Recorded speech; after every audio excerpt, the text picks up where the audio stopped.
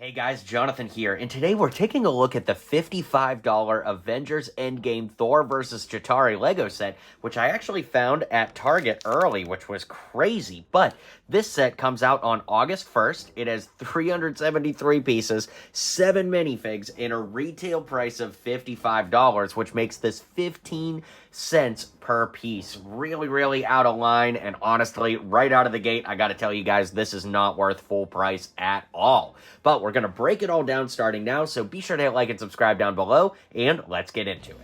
Alright, let's get the Chitauri out of the way straight out of the gate. They come with these two flyers, which as you can see, connect with that little joint there, so that's not so bad. But we do have stud shooters on the side. Both of these are absolutely identical, just like all 4 minifigures here are identical. It's the same Chitauri we've been getting from LEGO for years now, which, you know, good for army building, but honestly, how many of these guys do you need? I mean, gosh, this set alone gets you 4.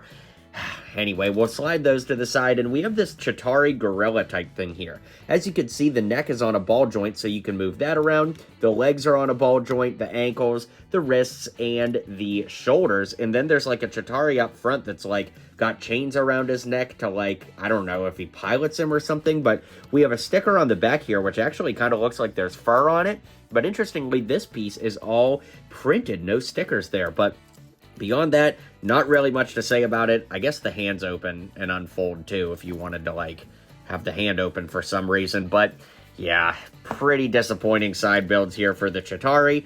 Not necessarily in the fact that they're like awful, but just like, I don't know, who's asking for this 6 years after Avengers Endgame? It just kind of feels phoned in, you know? And along the lines of things being phoned in, we have this Thor side build here, which as you can see has some connector pins there that we could connect this to the Avengers Endgame Final Battle diorama set, which of course you guys know I loved. Okay, I'm being sarcastic. I hated that set. It was awful. But man, it's crazy to think that this set is almost half the price of that set. That set's $100 or maybe $110, and this one's $55 for what you get here. Anyways, the Thor minifig here does have an interesting construction for Stormbreaker with the lightning, but if you remove the lightning from it, man, that has got to be the worst Stormbreaker build in the history of mankind. That being said, the head and torso are the same Thor head and torso we've been getting for years.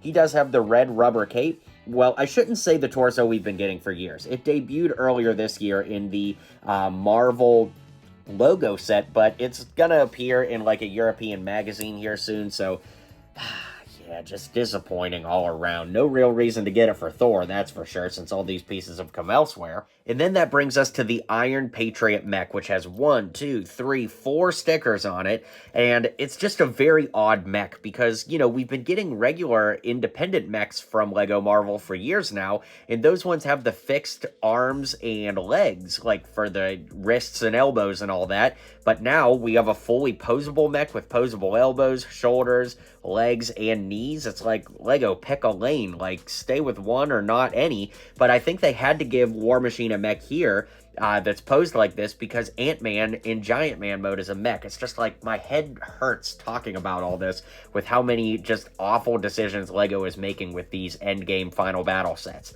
Not only I feel are we kind of sick of getting Endgame Final Battle sets, but the ones we've gotten this year are just so bad. Now, to talk about some of the positive, I guess the stud shooters on the bottom make for cool play features. Then, of course, these stud shooters up here are neat.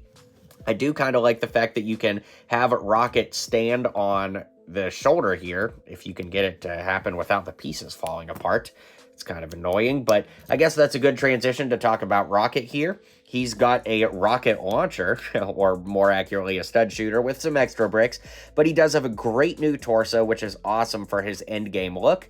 You know, the head is something we've been getting from Rocket for years now, too, so literally the only new thing about this figure is the torso, which is kind of like, it's cool to have, don't get me wrong, but like, just not all that exciting, you know? And then for War Machine, we can open up the mech body here and take out War Machine, who has the same legs as the Iron Man 3 one from that Hall of Armor set, But to his credit, he does have a brand new torso with front and back printing and a brand new helmet face piece here, so it is a lot nicer too. I mean, a Lego Marvel figure getting leg printing in and of itself is a great feat at any time.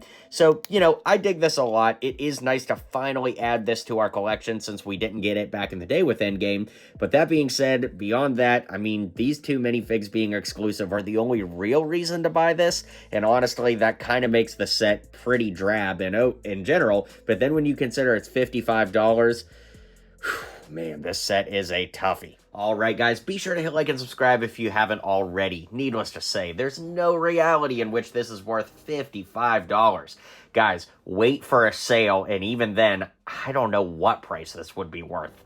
Like, maybe $40? Maybe? But even then, the builds are so weak, it's so boring, I can't recommend this set, guys. The figures are obviously awesome with Rocket and Iron Patriot, but beyond that, nothing to get excited about here. Anyway, let me know what you guys think of this set in the comments down below. Be sure to hit like and subscribe, and I'll see you guys on the next video.